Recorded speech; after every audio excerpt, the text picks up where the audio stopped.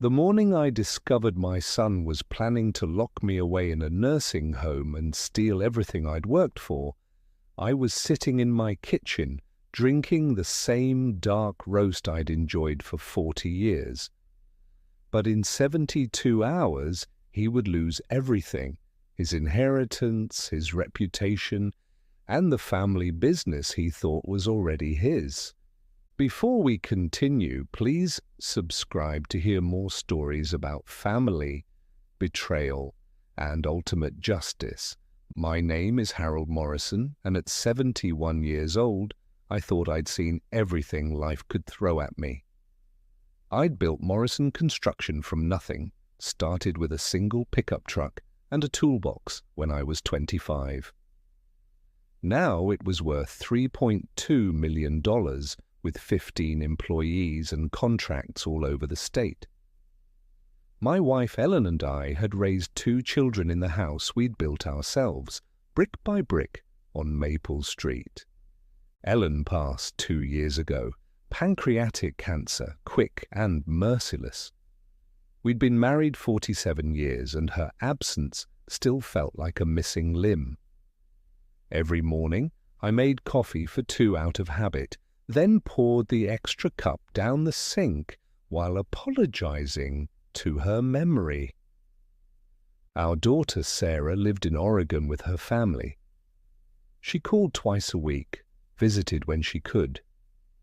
She was a nurse, had her mother's kind heart. But our son, Michael, he lived just 20 minutes away and might as well have been on Mars. Michael was 45, worked as a consultant, which meant he bounced between failed business ventures while I quietly paid his bills. His wife, Bethany, was 32 and spent her days posting inspirational quotes on Instagram between shopping sprees. They had 2 kids, Tyler, 16, who was a good kid despite his parents, and Madison, 13, who'd inherited her mother's talent for manipulation. That Tuesday started like any other. I woke at 5:30 a.m., made my coffee, and sat at the kitchen table Ellen had picked out 30 years ago. The morning light filtered through the curtains she'd sewn herself. I was reviewing invoices when my phone buzzed, a text from Tyler. "Grandpa, can I come by after school? Need to talk." Strange. Tyler usually just showed up, raiding my fridge and telling me about his day. The formal request worried me. He arrived at 3:47 p.m., shoulders hunched, avoiding eye contact. I poured him a Coke, kept his favorite brand stocked, and waited. "Grandpa," he started, then stopped. His hands twisted the Coke can. "I heard something, Mum and Dad. They were talking last night. About you." "What about me?" He looked up, eyes wet. "They're planning to put you in a home. Dad said—" His voice cracked. "Dad said you're getting too old to handle the business, that it's time." The coffee mug in my hand suddenly felt very heavy. Did they say anything else? Mum was looking at places on her laptop, Shady Pines or something. Dad was on the phone with someone named Bradley, said something about power of attorney papers. Mum said once you're in the home, they can finally fix up this dump and sell it. The mug hit the table harder than I intended. Tyler flinched. "I'm sorry, Grandpa. I didn't know what to do. They made me promise not to tell, but—" He was crying now. "You're not sick. You're not crazy. Why would they—" "Money," I said, quietly. "It's always about money." I hugged my grandson, told him he'd done the right thing. After he left, I sat in my kitchen until the sun set, processing this betrayal. My son, the boy I'd taught to swing a hammer, who I'd sent to college debt-free, who I'd bailed out of every failed venture, was planning to warehouse me like expired goods. The silence stretched through the house Ellen and I had filled with laughter, where we'd hosted 50 Thanksgivings, where Michael had taken his first steps. I didn't sleep that night. Instead, I made coffee and started planning. Wednesday morning, I called my lawyer, Robert Kellerman. We'd known each other 20 years. He'd handled Ellen's estate. Harold, what can I do for you? I need to update some documents. And, Robert? I need this kept absolutely confidential. Of course. When can you come in? This afternoon, and I'll need recommendations. A forensic accountant, maybe a private investigator. There was a pause. Harold, is everything all right? No, I said, but it will be. That afternoon, I sat in Robert's office and laid out what Tyler had told me. Robert's face darkened with each detail. First things first, he said, we need to protect your assets immediately. I'm going to recommend creating an irrevocable trust. Your son won't be able to touch anything once it's established. What about the business? Who's your succession plan? I laughed bitterly. Michael, I was going to announce it at Christmas. We'll need to change that. Do you have anyone else in mind? I thought of Jim Martinez, my foreman. 20 years with the company, smart as a whip, loyal as they come. Yeah, I do. Good. Now about this nursing home plot, we need evidence. I know a PI, discreet and thorough, but Harold, are you sure this is your son we're talking about? My son died the moment he decided I was nothing but a bank account with a pulse. Robert recommended Sarah Chen, a forensic accountant who specialized in family business audits. The PI was a former cop named Joe Wyszynski. By Thursday morning, I had my team assembled. Sarah's audit revealed something I'd suspected but ignored. Michael had been siphoning money from the business for years, small amounts disguised as consulting fees and expenses. Total damage, $312,000. He was careful, Sarah explained, showing me spreadsheets that made my head spin. But once I knew what to look for, the pattern was clear. He's been escalating recently. The amounts have doubled in the last 6 months. Since Mom died, I said. I'm sorry, Mr. Morrison. But yes, that appears to be when the increase started. Joe's report was worse. He'd followed Michael for 2 days and discovered my son had already toured 3 nursing homes. He had photos, Michael glad-handing administrators, Bethany pointing at brochures, both of them laughing over lunch afterward.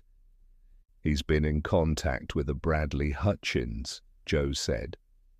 Lawyer who specializes in elder law, not the ethical kind if you catch my drift. He's known for aggressive tactics in guardianship cases. What kind of tactics?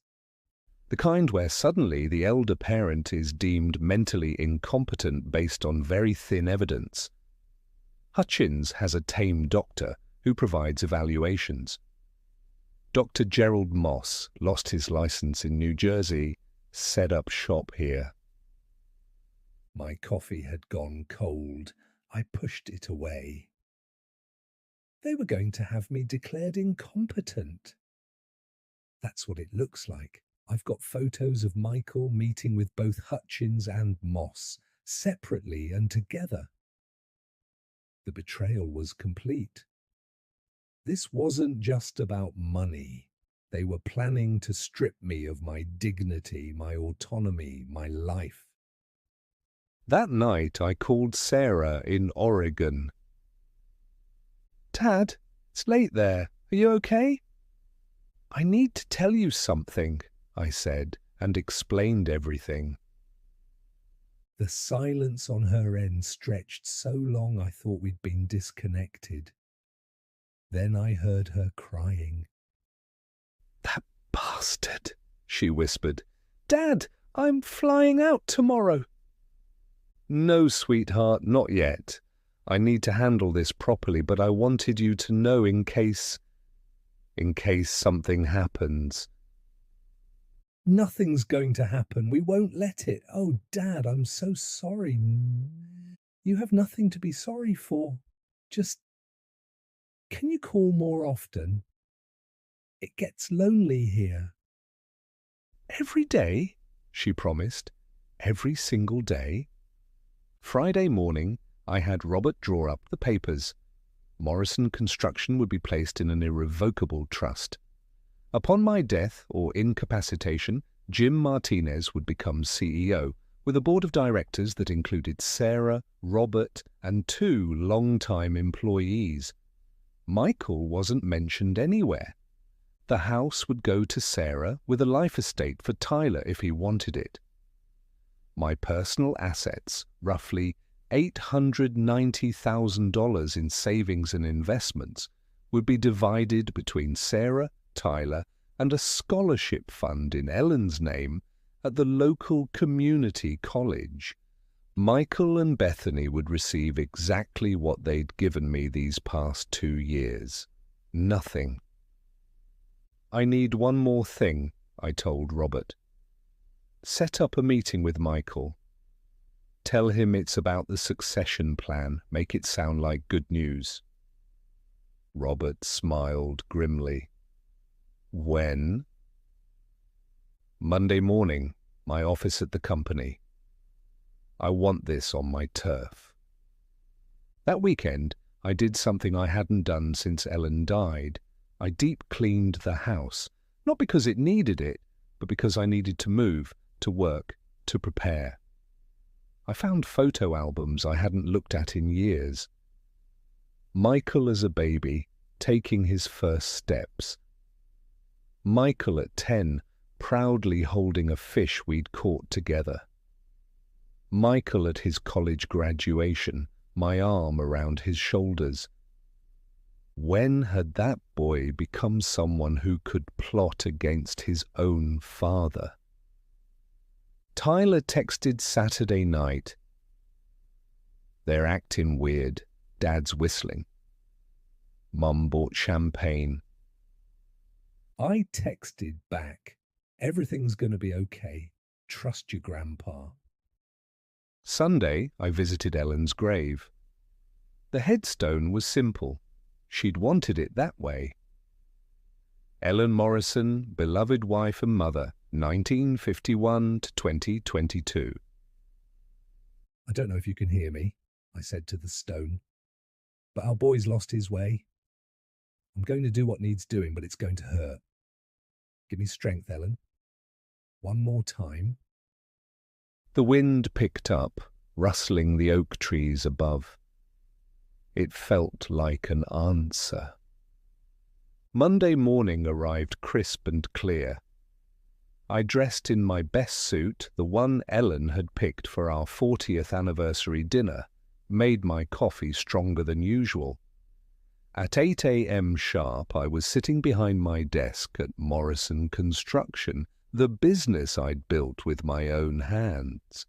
Michael arrived at 9:47 a.m., practically bouncing through the door. He was wearing a new suit, probably bought with my money. "Dad!" He actually hugged me, first time in a year.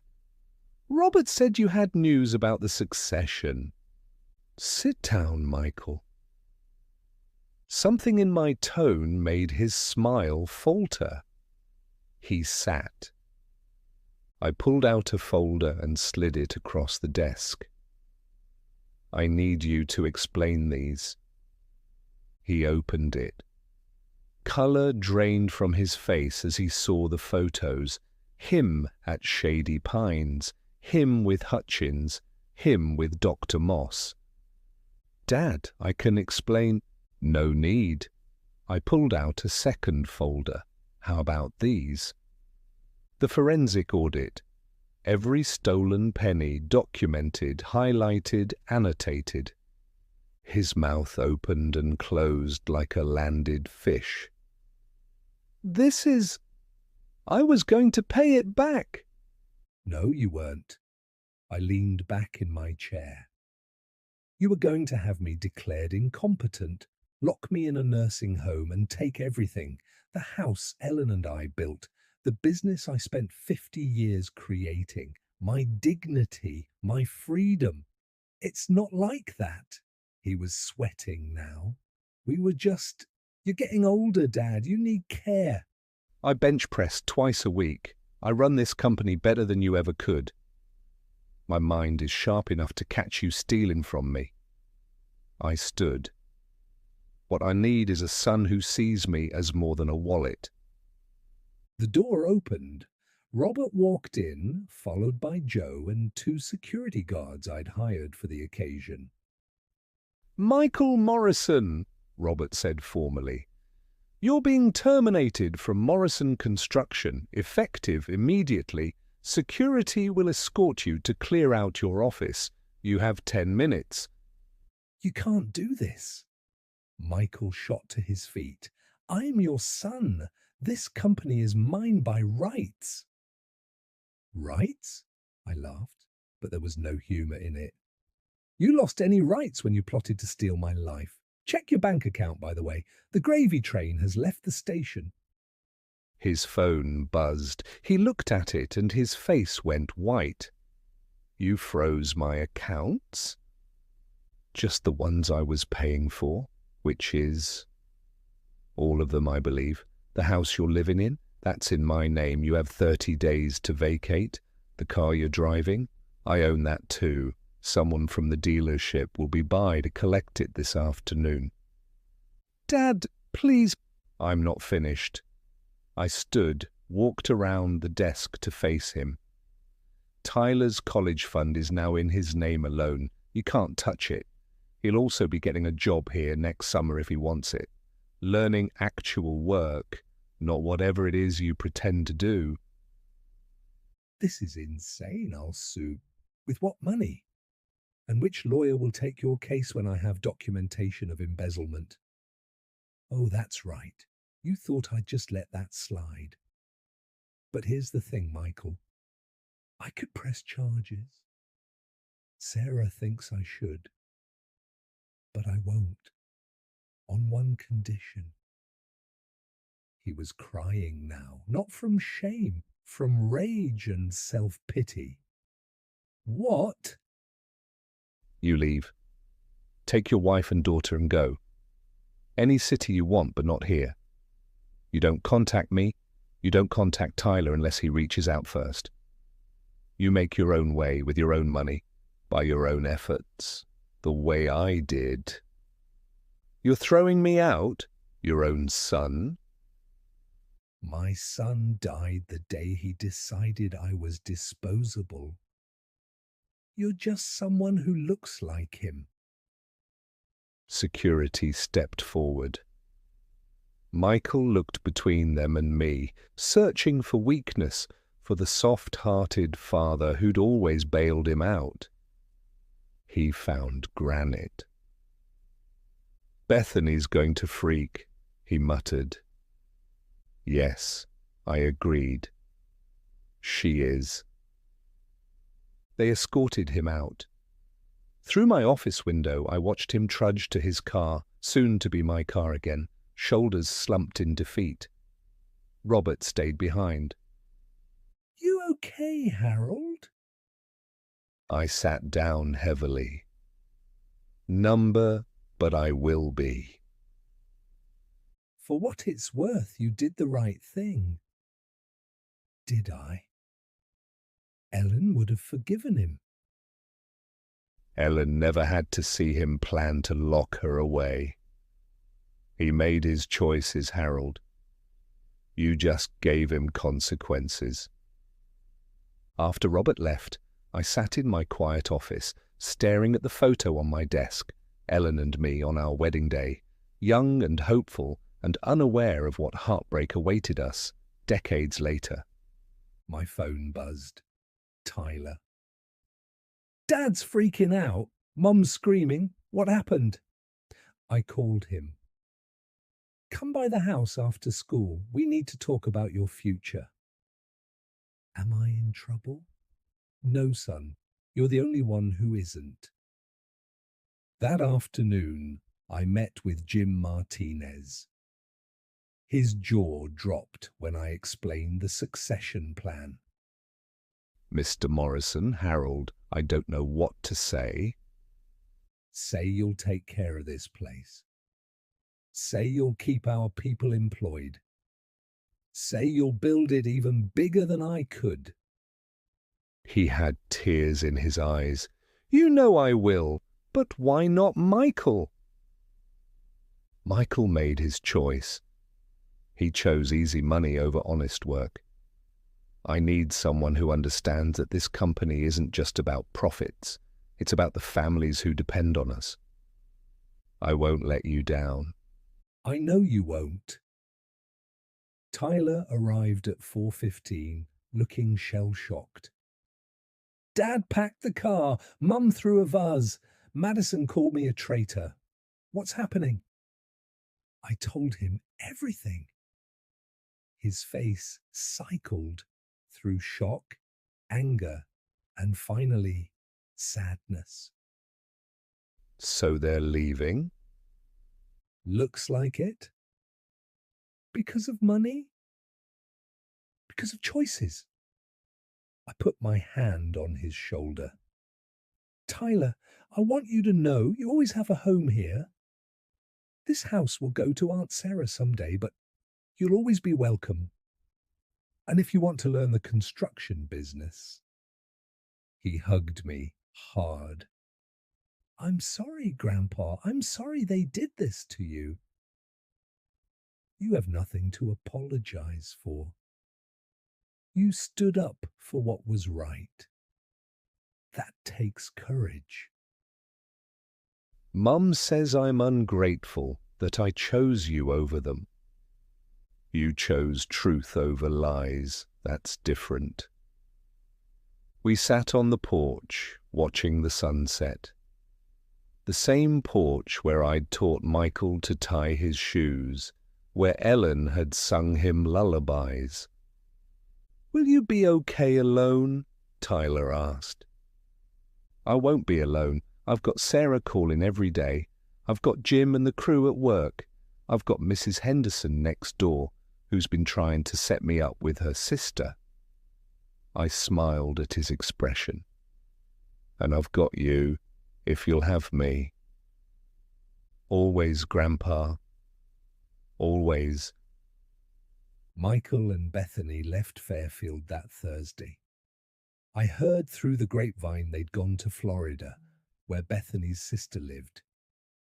The house sold quickly. Turned out I'd been maintaining it better than they had.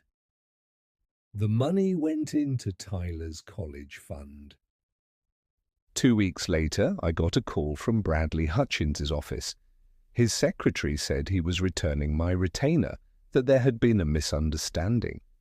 I told her to donate it to the Alzheimer's Association in Ellen's name. Dr. Moss lost his license again when an anonymous tip led to an investigation of his evaluation practices. Funny how that happens. Sarah visited for Thanksgiving. We cooked Ellen's recipes, told stories, and didn't mention Michael's empty chair. Tyler joined us, officially switching his last name to Morrison, his choice, not mine. Dad, Sarah said as we cleaned dishes. I'm proud of you. It couldn't have been easy. No, I admitted. But Ellen always said the hard choices are the ones that matter most. She also said Michael would find trouble if it wore a short skirt, and smiled at him. I laughed. First real laugh since that Tuesday morning. That sounds like her. Do you think he'll ever understand what he lost? I dried the plate in my hands, considering. Maybe when he's old, when he needs his children and wonders why they only see dollar signs. Or maybe never. That's not my burden anymore. That night I sat in my kitchen with my coffee in the house Ellen and I built, looking at the business cards Robert had given me. 3 different contractors who specialized in home additions. Tyler's going to need his own space when he's in college, I told Ellen's memory. Maybe an apartment over the garage. Something he can be proud of. The silence felt peaceful this time. Not empty, just quiet. I raised my mug in a toast to the empty chair across from me. We did good, Ellen. Despite everything, we did good. Outside, November wind rattled the windows. Inside, I was warm, safe, and free. My son had tried to steal my life, but he'd only managed to steal himself out of it. Some betrayals cut so deep they kill the love that created them. But from that death sometimes comes a different kind of freedom. The freedom to choose who deserves your loyalty. The freedom to protect what matters. The freedom to let go of those who see you as nothing more than a means to an end. I finished my coffee and went to bed in my own house, master of my own fate, surrounded by the love of those who valued me for more than my bank account. Justice doesn't always come from courtrooms. Sometimes it comes from having the strength to say enough, and the wisdom to know when love has become nothing more than manipulation, wearing a familiar face. Michael learned that lesson too late. I learned it just in time. The next morning, I made coffee for one and didn't apologize to anyone. If you enjoyed this story of family betrayal and ultimate justice, please like and subscribe. In our next video, we'll share the story of a grandmother who discovered her daughter-in-law's shocking secret just in time to save her grandchildren's future.